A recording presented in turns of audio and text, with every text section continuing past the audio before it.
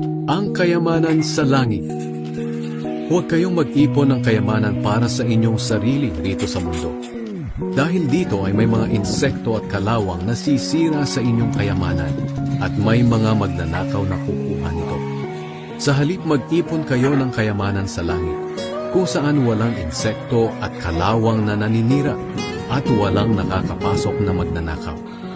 Sapagkat kung nasaan ang inyong kayamanan, naroon din ang inyong puso.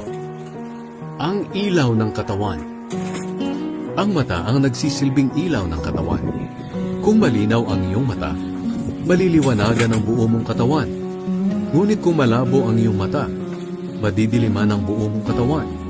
Kaya kung ang nagsisilbing ilaw mo ay walang ibinibigay na liwanag, napakadilim ng kalagayan mo.